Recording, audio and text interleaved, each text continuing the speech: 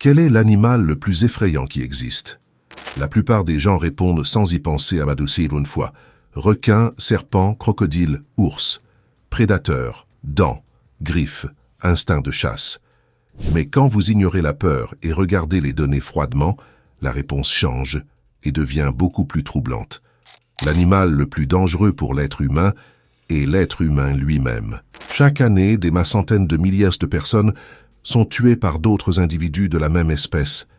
Et cela sans compter les guerres, les maladies provoquées par des décisions humaines ou les effondrements sociaux. Aucune autre créature n'arrive ne serait-ce que près de ce nombre, ni en échelle, ni en brutalité. Et voici la partie que presque personne n'aime affronter. Le présent est en réalité l'une des périodes les moins violentes de notre histoire. Si vous étiez né à certains moments du passé, vos chances de mourir de façon violente auraient été absurdement plus élevées. Pas par un accident, pas par un animal sauvage, mais des mains d'autres humains, souvent vos propres voisins. L'archéologie le prouve.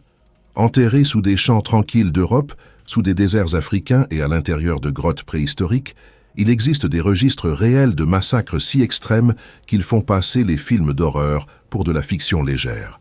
Corps démembrés, enfants assassinés, cannibalisme systématique, personnes transformées en trophées, en monnaie ou en nourriture.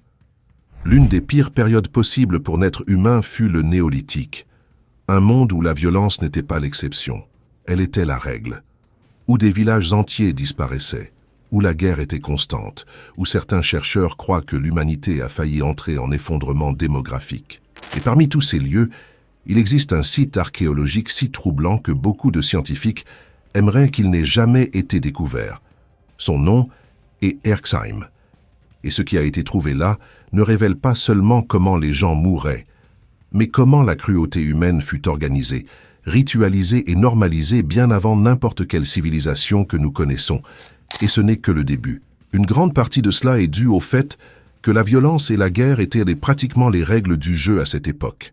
De fait, le niveau de conflit fut si intense que certains chercheurs croient qu'il y eut une chute démographique sévère, résultant possiblement en un véritable goulot d'étranglement génétique.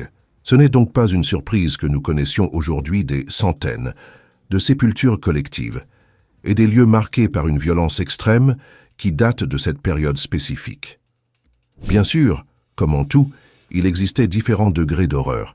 Certains lieux révèlent des morts plus directes, comme des victimes de coups contondants isolés, tandis que d'autres sont si troublants qu'ils font se demander à n'importe qui « qu'est-ce que c'est ?» Un cauchemar préhistorique. Parmi les sites les plus choquants jamais découverts se trouve un lieu appelé Herxheim. Ce site archéologique se trouve dans le sud-ouest de l'Allemagne et est, honnêtement, l'un de ces lieux qui nous font nous demander s'il n'aurait pas mieux valu qu'il ne fût jamais trouvé. Il abrite les vestiges d'un massacre de proportions effrayantes, même pour les standards de la préhistoire. Jusqu'à aujourd'hui, Herxheim est considéré comme le plus grand lieu de massacre ancien jamais identifié, contenant les restes mortels d'au moins 1000 individus qui furent jetés dans une série de fossés autour d'un ancien établissement. L'analyse des corps relativement préservés indique que les victimes ne furent pas tuées par une méthode unique, mais plutôt par une variété d'armes différentes. Après tout, il semble que la brutalité variait aussi. Des haches de pierre étaient particulièrement communes, provoquant des fractures du crâne, des os brisés et une quantité absurde de traumatismes physiques. Et il est clair qu'aucune pitié ne fut accordée. Parmi les morts, il y avait des hommes, des femmes, des enfants et même des nouveau-nés. Un autre détail encore plus troublant est que les chercheurs ont conclu que les victimes n'appartenaient pas à un groupe unique. Au contraire, il y avait des personnes d'origine multiples, certaines venant de régions extrêmement lointaines, jusqu'à environ aux 310 km de distance. Cela, ajouté à la structure de l'établissement, a mené à l'effrayante hypothèse qu'Herxheim ne fut pas seulement le résultat d'une bataille ou d'une attaque isolée sur un village, mais possiblement le centre d'un culte meurtrier qui capturait des prisonniers de lieux lointains, les amenant jusqu'ici pour être réduits au silence ou même sacrifiés. Qu'est bien que tout cela soit déjà suffisant pour exposer le côté le plus sombre de l'humanité, le véritable cauchemar commence quand nous analysons ce qui est arrivé à ces personnes après la mort. Comme l'immense majorité des squelettes trouvés étaient dans des conditions lamentables, fragmentées, brûlées, éclatées ou fissurées. Tout indique que les responsables du massacre n'ont pas seulement tué leurs victimes, mais les ont traitées soigneusement. Les corps furent équarris, démembrés, et dans certains cas littéralement rôtis sur des broches. Oui, tout indique que ces personnes furent préparées comme partie d'un véritable banquet. En analysant les os, les chercheurs ont identifié d'innombrables marques de morsures et des signes clairs de rongement, ce qui révèle une pratique de cannibalisme à une échelle rarement, ou peut-être jamais auparavant, documentée. Certains os présentaient beaucoup plus de marques que d'autres, suggérant qu'au sein de ce culte, il y avait des parties du corps considérées comme plus précieuses ou désirées.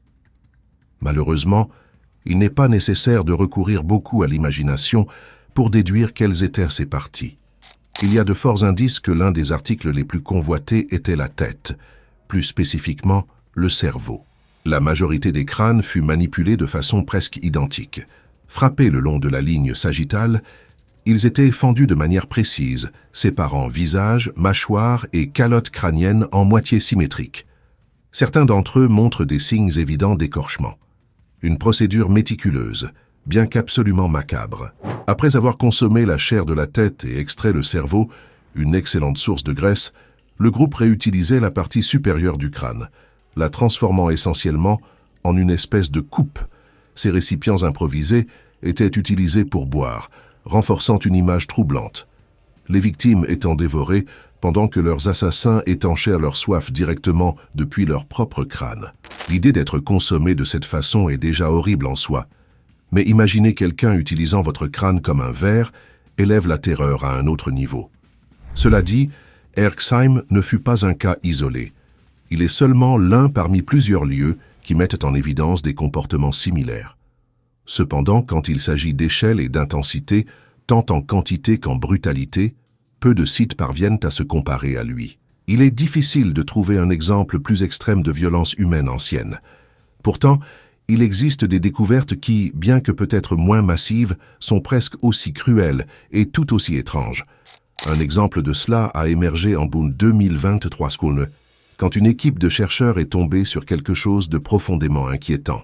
Une collection de parties du corps humain démembrées. Plus spécifiquement, une douzaine de mains humaines, enterrées dans trois sites fossés distincts. Aucun corps ne fut trouvé, seulement des mains. Il est vrai que ce n'était pas la première fois que des os isolés apparaissaient dans des fossés archéologiques, mais le lieu de cette découverte a attiré l'attention immédiatement. Il s'agissait d'un espace où l'on s'attendrait difficilement à trouver des vestiges de violence de ce type. Où exactement ? En face d'une cour. Et à qui était cette cour? Pas à un individu spécifique, mais à une culture entière. Une civilisation dont pratiquement tout le monde a déjà entendu parler, et qui, à un moment donné, a éveillé une grande fascination. Les anciens Égyptiens. À ce qu'il semble, ils avaient une habitude assez particulière, couper les mains des gens et les enterrer séparément. Cela était déjà suggéré par des hiéroglyphes connus, qui montrent des figures collectionnant apparemment des mains, comme s'il s'agissait de trophées ou de conquêtes. Cependant, cette découverte a marqué la première fois où les chercheurs ont pu observer des preuves physiques directes de cette pratique se produisant dans le monde réel. Bien sûr, des mains coupées ne sont pas exactement une nouveauté dans l'histoire de la violence humaine. Elles sont déjà apparues dans d'autres contextes préhistoriques, souvent associés à des batailles ou des punitions. Toutefois, ce cas va au-delà de la simple brutalité. La cour en question se trouvait directement en face d'une salle du trône appartenant à la dynastie des Hyksos, un groupe originaire du Levant qui a gouverné l'Égypte il y a plus de 3506 ans, étant reconnu comme le premier pouvoir étranger à dominer la région. Les Hyksos sont connus pour avoir introduit diverses innovations culturelles et technologiques en Égypte, comme l'usage de chars de guerre. Et, à ce qu'il semble, la coutume de collectionner des mains peut aussi être venue avec le paquet. Ces mains ne furent pas retirées par hasard ou comme résultat collatéral de la violence. Tout indique qu'elles fonctionnaient comme une espèce de monnaie symbolique. Chaque main représentait une preuve, un compte, possiblement une récompense. Et, sincèrement, une société où arracher des mains humaines est récompensé avec de l'or, du statut ou des faveurs, ne sonne pas exactement comme une destination désirable pour un voyage dans le temps. Pendant longtemps, ou peut-être pour toujours, Il restera impossible de savoir combien de ces histoires n'ont jamais fait surface. Ce que les archéologues croient qu'il se passait réellement est que des soldats amputaient les mains de leurs ennemis, qu'ils fussent vivants ou déjà morts, peu avant de les organiser de façon présentable et de les remettre au pharaon ou à un membre de l'élite. En échange, ces soldats recevaient leur récompense. La bourse était garantie. Il existe encore l'hypothèse que des mains coupées fonctionnaient comme une espèce de monnaie culturelle symbolique. Des gouvernants et des figures de haut rang les exhibaient apparemment comme preuve de pouvoir, presque comme une compétition macabre pour démontrer qui avait accumulé plus de mains que le rival suivant. Tout cela mène à une réflexion inévitable. Combien de personnes complètement innocentes ont eu leurs mains arrachées non par nécessité militaire, mais simplement parce que quelqu'un voulait gagner un peu plus d'or ou parce qu'un pharaon désirait exhiber son autorité?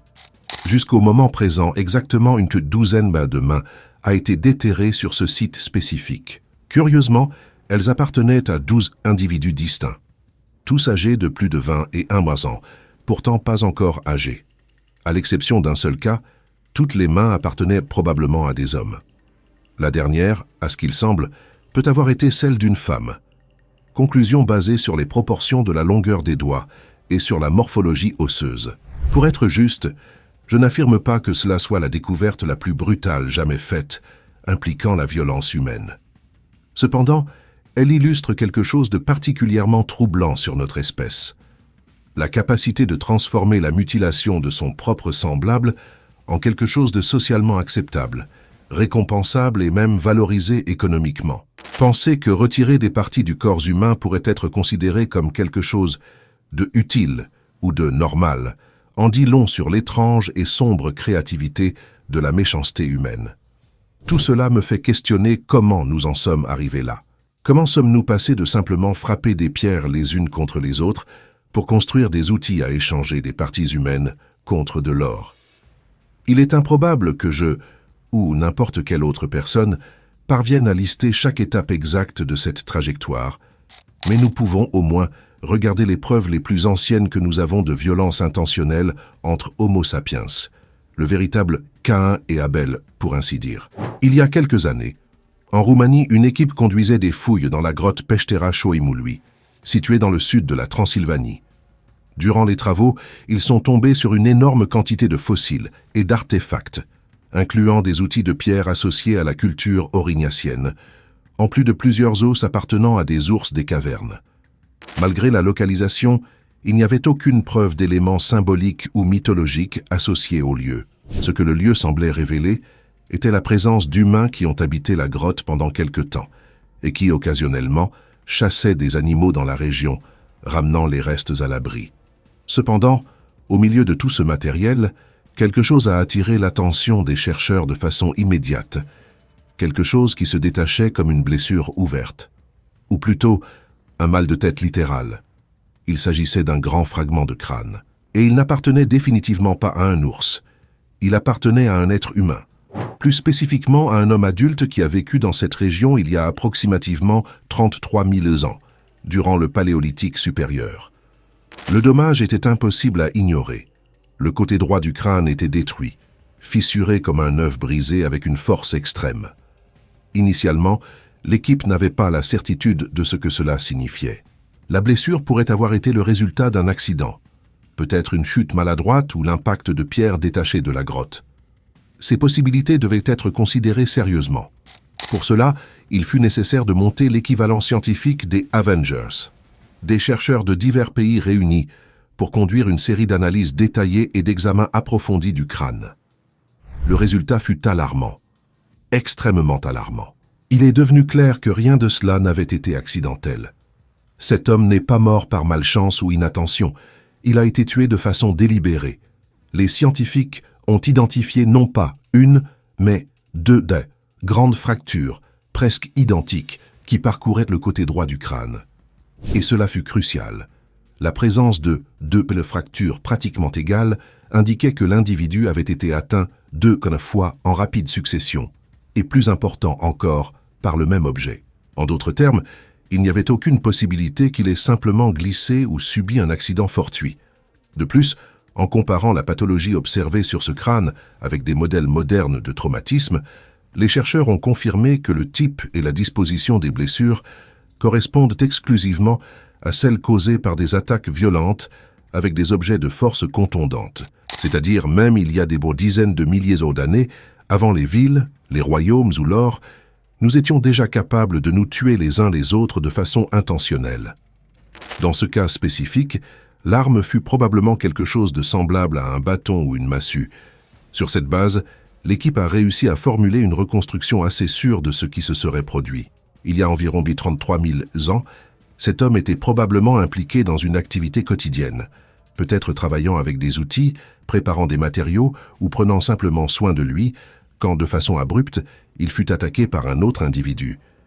Il fut atteint 2 fois par quelqu'un brandissant un objet lourd, semblable à une batte ou un gourdin. Le premier coup aurait été suffisant pour l'incapaciter, tandis que le second fut ce qui, très probablement, a mis fin à sa vie en causant des dommages cérébraux dévastateurs. Tout indique que l'attaque fut directe et personnelle. La position et l'angle des fractures suggèrent que l'agresseur était face à la victime au moment de l'agression, la regardant tout en assénant les coups. Il y a encore un détail curieux. La localisation des fractures sur le côté droit du crâne pointe vers la possibilité que l'agresseur soit gaucher. En tenant compte de l'âge des restes mortels et du contexte dans lequel il fut retrouvé, ce cas est actuellement considéré comme la preuve la plus ancienne et pratiquement concluante de violence intentionnelle entre êtres humains. Essentiellement, l'homicide le plus ancien jamais identifié. Il est important de souligner, cependant, que cela ne signifie pas que durant les 300 000 premières années de notre existence, d'autres assassinats ou épisodes violents ne se soient pas produits. Il est pratiquement certain qu'ils se sont produits. Celui-ci est seulement le plus ancien que nous ayons réussi à identifier avec clarté jusqu'à aujourd'hui. Il existe d'ailleurs un cas concurrent trouvé en Russie dans un lieu actuellement connu sous le nom de grotte de Satsurblia, ou site semblable selon la classification. Il date approximativement de la même période, mais la chronologie est encore moins précise, et les lésions observées sur les spécimens n'ont pas été confirmées de façon définitive comme résultat de violences intentionnelles. Il existe encore la possibilité qu'elles aient été causées par des accidents.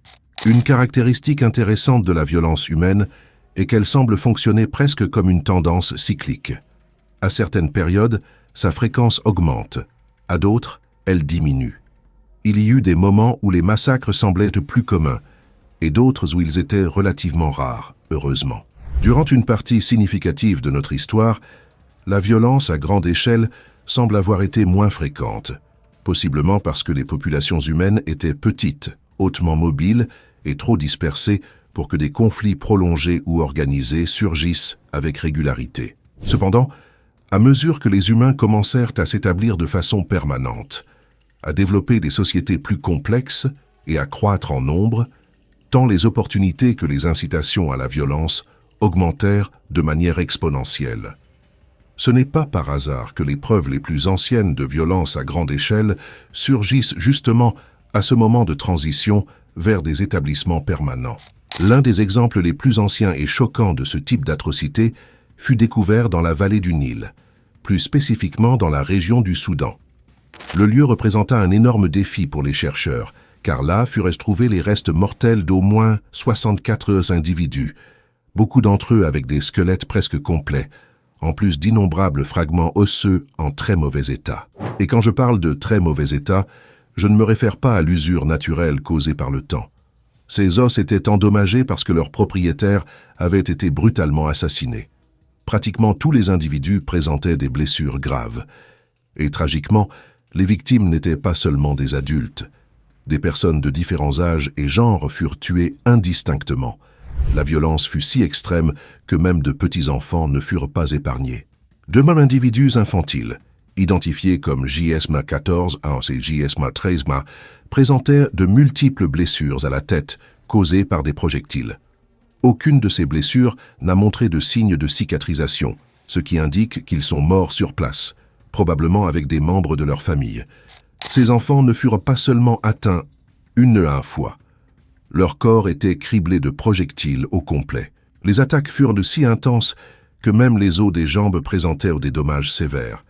Dans certains cas, les projectiles ont atteint les fémurs avec une force suffisante pour arracher de grands éclats d'os qui se sont littéralement détachés. De façon générale, toutes les victimes semblent avoir reçu un traitement également brutal et disproportionné. Sur au moins 21 individus, les chercheurs ont trouvé des pointes de pierre encore logées dans les os, preuve directe d'armes qui ont perforé chair, organes et structures vitales, causant une douleur inimaginable avant la mort. La forme de ces pointes indique que les attaques furent réalisées avec des lances et des armes de jet, comme des arcs. Initialement, on croyait que le lieu représentait une unique bataille rangée entre 200 groupes armés. Cependant, des analyses plus approfondies, prenant en compte la diversité des âges, genres et modèles de blessures, ont mené à une conclusion différente. Jebel Sahaba ne fut pas le théâtre d'une unique bataille, ni d'un affrontement entre deux lignes armées organisées.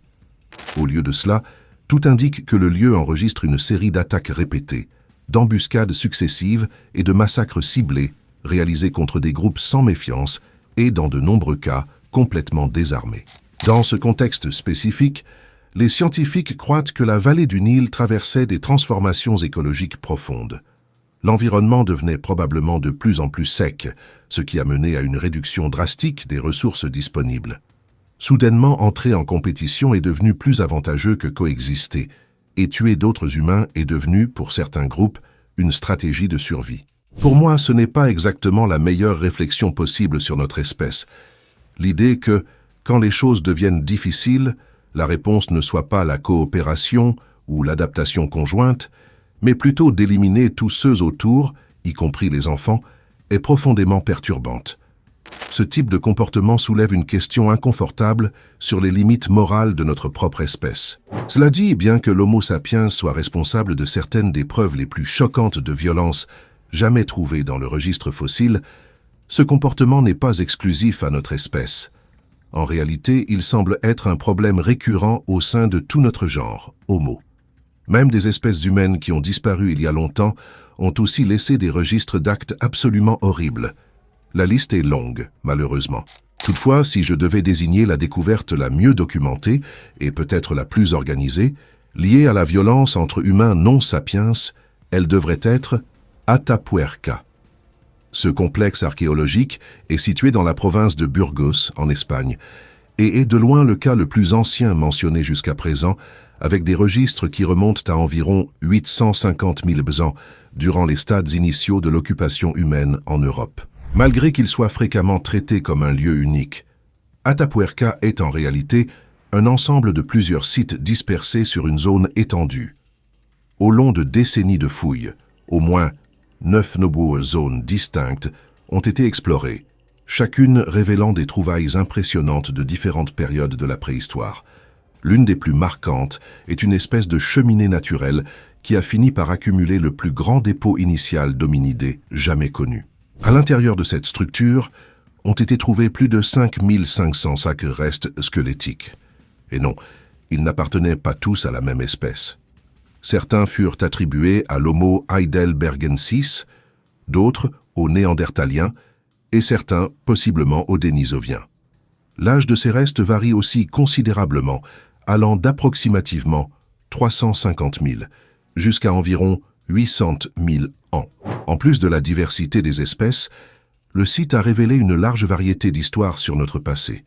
Certains individus présentaient des signes clairs de conditions pathologiques, comme la craniosténose.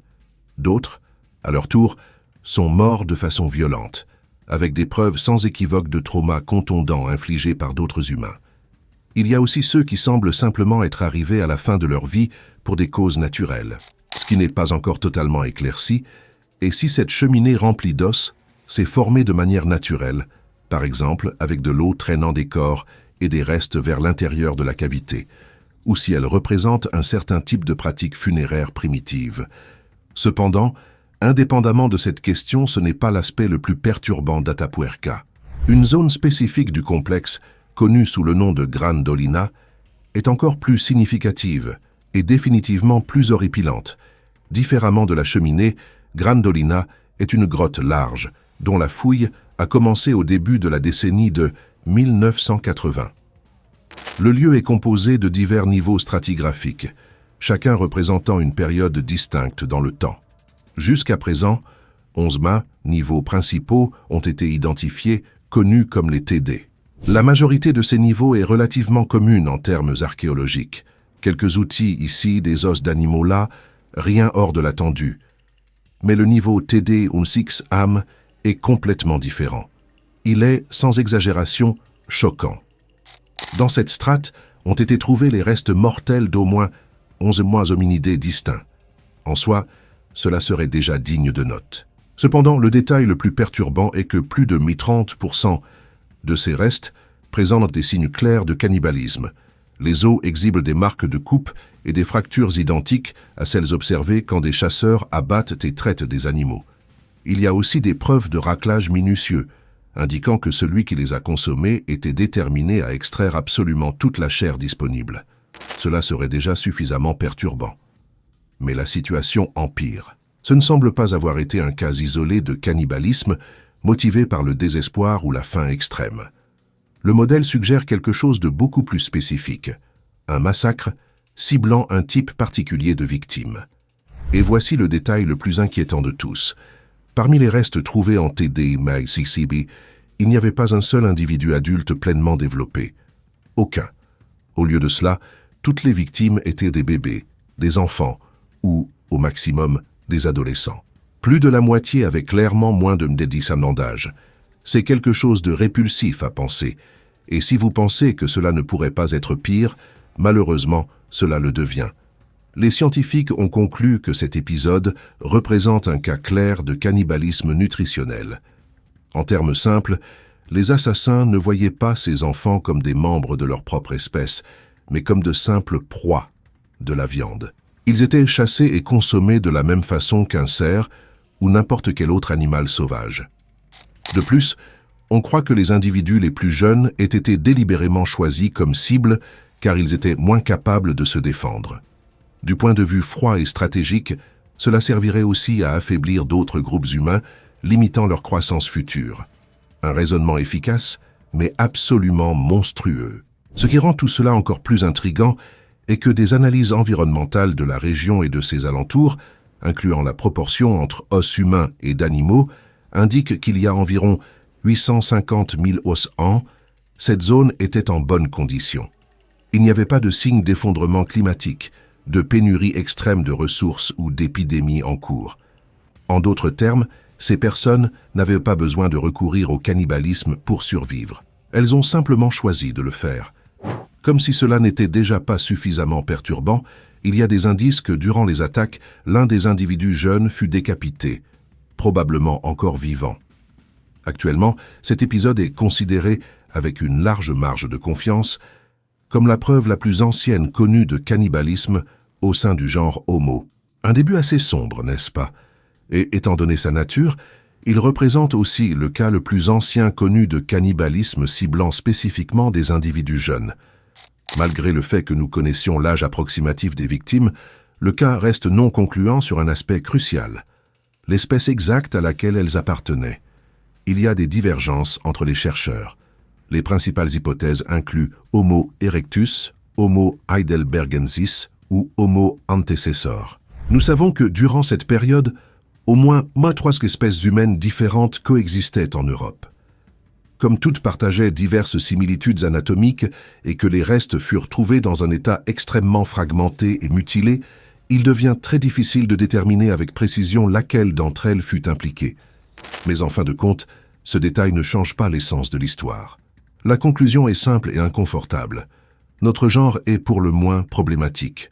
Et la science, d'une certaine façon, renforce cette idée. Des études qui ont analysé plus de 1000 espèces différentes ont montré que les primates, groupe auquel nous appartenons, présentent des taux de violence entre individus de la même espèce significativement plus élevés que la majorité des autres mammifères. Dans des représentations graphiques de ce type d'études, où les couleurs les plus intenses indiquent une plus grande violence, nous apparaissons définitivement dans une position peu honorable, bien que, curieusement, j'ai été surpris de découvrir que le mammifère le plus violent de tous n'est pas l'être humain mais le suricate. Mais c'est une histoire pour un autre moment. Le point est que les humains, grâce à notre intelligence et créativité, possèdent la capacité de devenir beaucoup plus effrayants que de simples prédateurs naturels. En d'autres termes, si quelque chose essaie de me tuer, j'espère sincèrement que ce ne soit pas une autre personne, parce que nous sommes capables de concevoir des méthodes de cruauté incroyablement élaborées. Si vous avez déjà regardé n'importe quel documentaire sur de vrais crimes, vous savez exactement de quoi je parle. Malheureusement, les humains anciens démontraient aussi cela avec clarté. Et peut-être aucun autre endroit n'illustre cela aussi bien qu'un site dont le nom ne sonne même pas agréable, Schöneck-Kilianstetten. Un nom qui, à lui seul, cause déjà un malaise. Ce lieu se trouve relativement proche de l'importante ville de Francfort en Allemagne et remonte à environ 7000 ans. Il est seulement l'un parmi plus de 200 sites connus dans le monde qui enregistrent des épisodes de violence en masse durant le néolithique. Une preuve de plus d'à quel point cette période fut réellement brutale. À première vue, le lieu ne semble pas si impressionnant, spécialement quand on le compare à Erxheim. Il s'agit seulement d'un grand puits en forme de V. Cependant, à l'intérieur de celui-ci furent trouvés les restes mortels d'au moins 12 enfants, 11 adolescents et 13 adultes. Tous avaient été tués par des coups violents à la tête ou des perforations causées par des projectiles. Quelque chose de malheureusement commun à cette époque. Ce qui rend ce site véritablement unique, pourtant, est un détail qui n'a été observé nulle part ailleurs. Environ la moitié des corps présentaient la même lésion extrêmement spécifique. Les tibias étaient écrasés. En termes simples, les tibias de ces personnes avaient été délibérément détruits. Quelque chose d'extrêmement inhabituel, pratiquement unique. Et voici le détail le plus perturbant. Tous ces individus possédaient déjà des blessures fatales. C'est-à-dire, les jambes ne furent pas brisées pour tuer. Elles furent brisées après, ou au minimum sans nécessité pour causer la mort. Selon l'équipe responsable de la fouille, cela pointe vers quelque chose d'encore plus sombre qu'un simple massacre. Mutilation délibérée et possiblement torture. Les fractures semblent avoir été causées par les mêmes armes utilisées dans les attaques létales. Et ce qui attire vraiment l'attention est que les victimes étaient des habitants d'une petite communauté néolithique. Pas des guerriers ennemis, mais des personnes ordinaires vivant leur vie jusqu'à être attaquées par un groupe qui a décidé non seulement de les tuer, mais d'infliger une souffrance additionnelle. Il est possible que l'attaque se soit produite avec l'objectif de voler des ressources, mais cela rend seulement la mutilation encore plus difficile à justifier. Surgit alors l'hypothèse d'un comportement sadique primitif, quelque chose que, malheureusement, des études indiquent être étonnamment commun chez les humains. Il y a aussi une explication alternative, peut-être encore plus étrange, bien que moins explicitement cruelle. L'idée que les jambes furent à briser après la mort pour empêcher que les esprits des victimes ne poursuivent leurs assassins. C'est une théorie bizarre, mais considérant à quel point nous sommes étranges en tant qu'espèce, ce n'est pas complètement invraisemblable. Toutefois, il y a un problème avec cette explication. Tous les corps ne présentaient pas de fractures aux jambes. Et, pire encore, certaines des victimes mutilées étaient des enfants. Si l'intention était d'empêcher des fantômes vengeurs, il serait étrange de ne pas garantir que tous fussent neutralisés. De toute façon, quelle que soit l'explication correcte, une chose est certaine. Cet épisode est loin de restaurer une quelconque confiance que quelqu'un pourrait avoir en l'humanité.